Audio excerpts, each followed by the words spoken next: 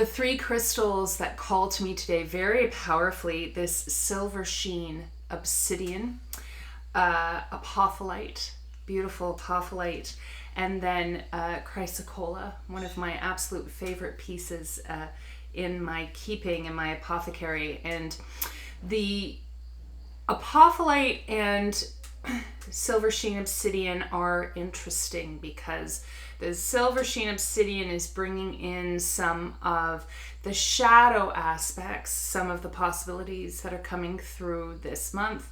And the Apophyllite is very much connecting with and channeling through the light and the radiance and the higher frequency possibilities. And of course, we have that interplay all the time in our lives, in our psyches. Neither one is good or bad, right or wrong, but it's interesting, the sort of duality, if you will, in terms of how it's presenting, how it's showing up, how that's coming through today. So which one here wants to speak first? It's this one. Okay. So the Silversheen obsidian, and obsidian in and of itself is very interesting because it's a stone. It is definitely a crystal, a stone, a volcanic glass of transformation, of shadow, of seeing through the darkness. I refer to black obsidian very often as the witch's stone because it's very protective against, purposeful frequencies that are sent our way, witchcraft, curses, psychic attack, things of that ilk. But it's also very much the stone of Hecate, the crone goddess, the one who does not fear the darkness but has found the power in it and can wield it with light, with purpose, which of course is very, very powerful. And the Silversheen is interesting because the Silversheen, and I think I've channeled information from this crystal before, but maybe I haven't. But the Silversheen has this type of quality that ties in very much with the seer or the seeress, the priestess or the adept or the prophet who can see into the future, who can see through the veils of time, the veils of distance, the illusions that separate us, and see what's to come, what may come. It's very much like gazing into the silver bowl of rainwater under the full moon and allowing visions to come through.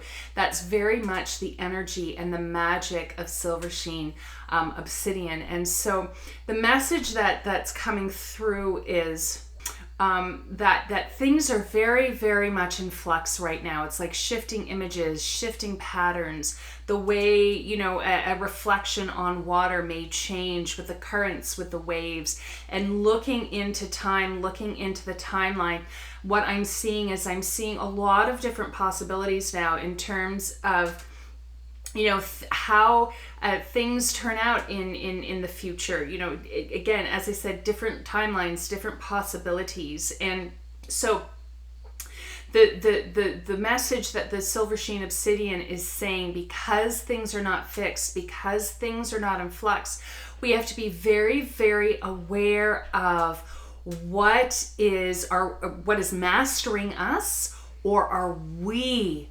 mastering ourselves?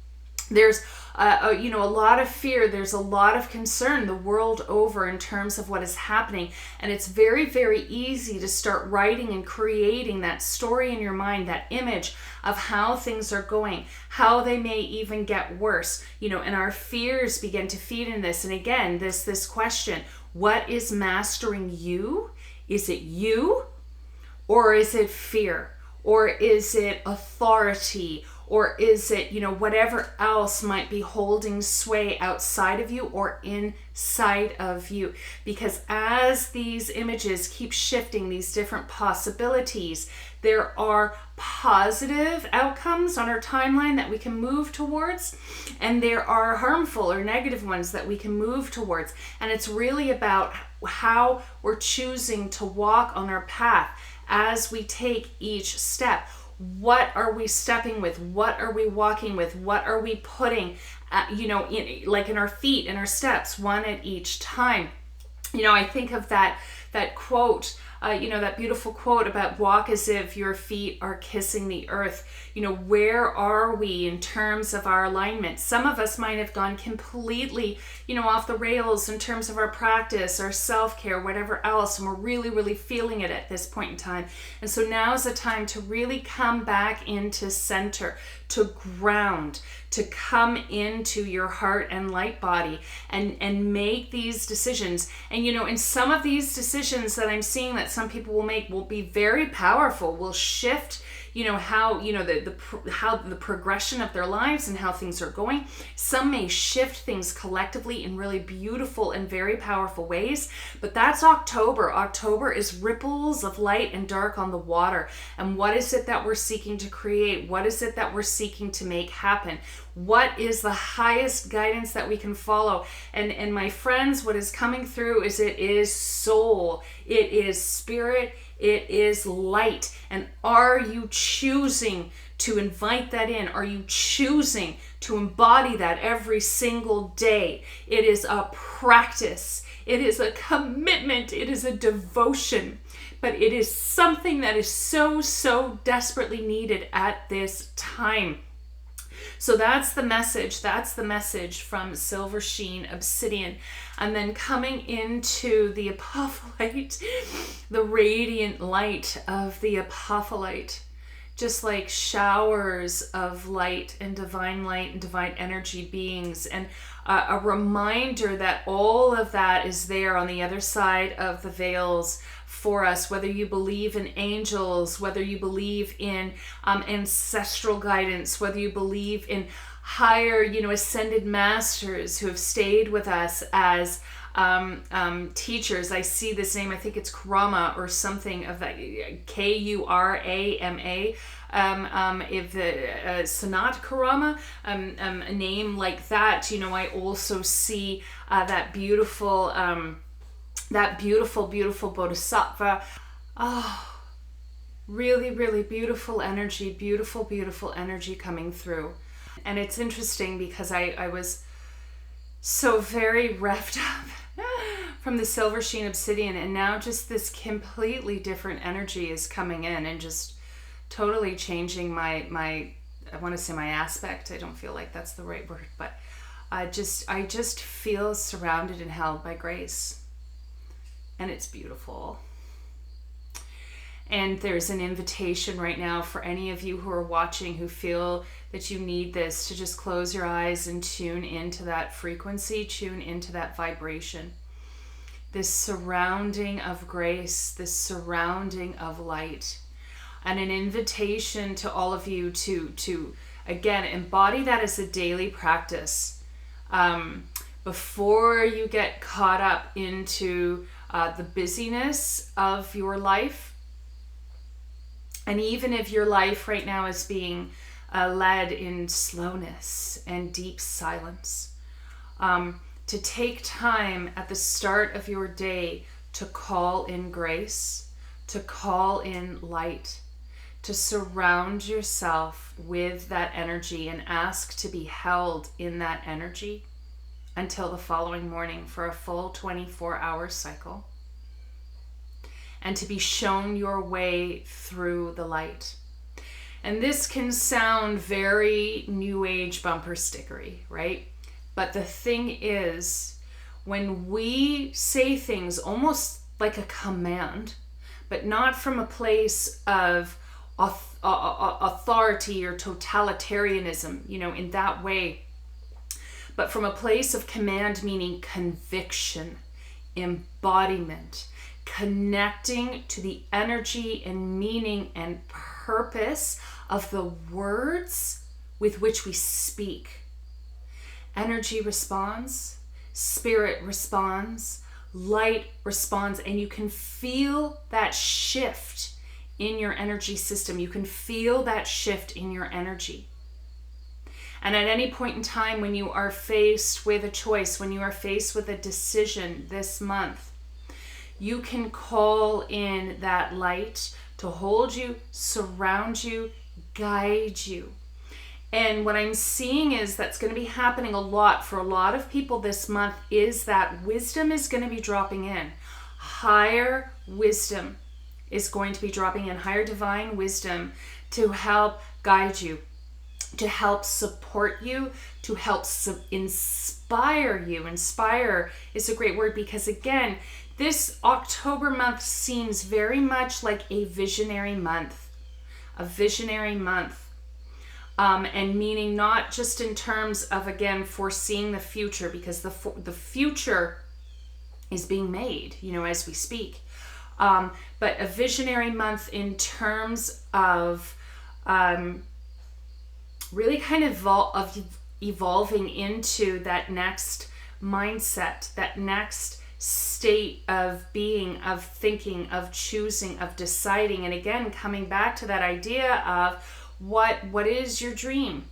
It may have changed from the start of the year, but what is it truly within your soul? Not from a place of survival or anger or fear or frustration, but from a place of soul. This visionary month of how you would like to see your path moving forward.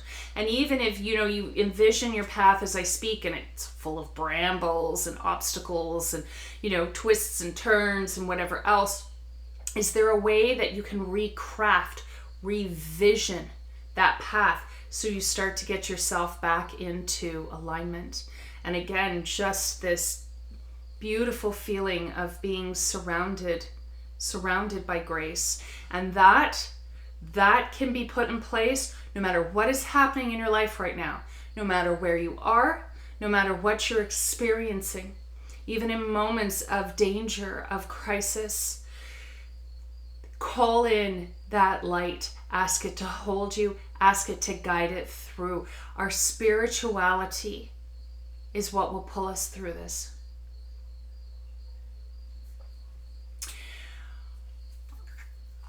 And then last but not least, the Chrysocolla. And the Chrysocolla just has a very gentle message, which is, and it's interesting because this message came through for me earlier today in a different correspondence with people, but this message of water, our relationship to water, our sacred relationship to water, coming back to the sacred, finding the sacred in our everyday. As human beings, we have this relationship to water. We're carried in water in the womb. It's the water that breaks before we come out. And our relationship to the oceans, the river, the rain, even the water that's coming through your tap.